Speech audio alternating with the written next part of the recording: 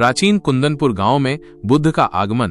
प्राचीन भारत के कुंदनपुर गांव में भगवान बुद्ध कुछ दिनों के लिए ठहरे हुए थे। गांव के लोग हर दिन उनके प्रवचन सुनने आते थे। इन्हीं में एक 12 वर्षीय जिज्ञासु बालक था, आरव।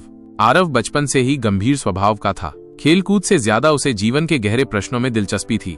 मैं कौन हूँ? मृत्यु के बाद क्या होता है? क्या आत्मा सच में होती है? आरव की बेचैनी और पिता से संवाद। एक दिन आरव ने अपने पिता से कहा, पिताजी, आप कहते हैं कि शरीर नश्वर है, आत्मा अमर है, लेकिन यह आत्मा होती क्या है? क्या कोई उसे देख सकता है? पिता मुस्कुराए और बोले, बेटा, इन सवालों का उत्तर शायद बुद्ध दे सकते हैं। कल चलो, वे गांव में ही हैं। बुद्ध से आरव की मुलाकात। अगले दिन आरव अपने पिता के साथ बुद्ध के पास पहुंचा। सभा में सैकड़ों लोग थे, पर आरव सबसे आगे बैठा था। प्रवचन समाप्त होने के बाद बुद्ध ने बच्चों की ओर देखा और कहा, क्या किसी बालक को कुछ पूछना है? आरव तुरंत उठ खड़ा हुआ। भगवान, क्या मैं आपसे कुछ पूछ सकता हूँ?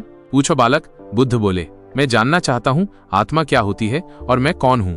बुद्ध का अनोखा उत्तर। बुद्ध मुस्कुराए और बोले, बालक, क्या तुम नदी जानते हो?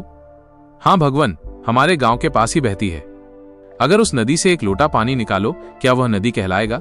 आरव ने सोचा और कहा, नहीं भगवान, वो सिर्फ पानी होगा, नदी नहीं। बिल्कुल ऐसे ही यह शरीर केवल एक हिस्सा है, पर तुम केवल शरीर नहीं हो। कुछ ऐसा है जो तुम्हारे भीतर बह रहा है, शांत, स्थिर, जागरूक। वही आत्मा है। आरव की आंखें चमक उठी। बालक की परीक्षा और अनुभव। बुद्ध ने एक सूखा पेड़ दिखाया और बोले, इसमें जीवन नहीं है, तुम में है। इसका अर्थ है तुम में चेतना है। अब 1 सप्ताह ध्यान करो और फिर मुझसे मिलो।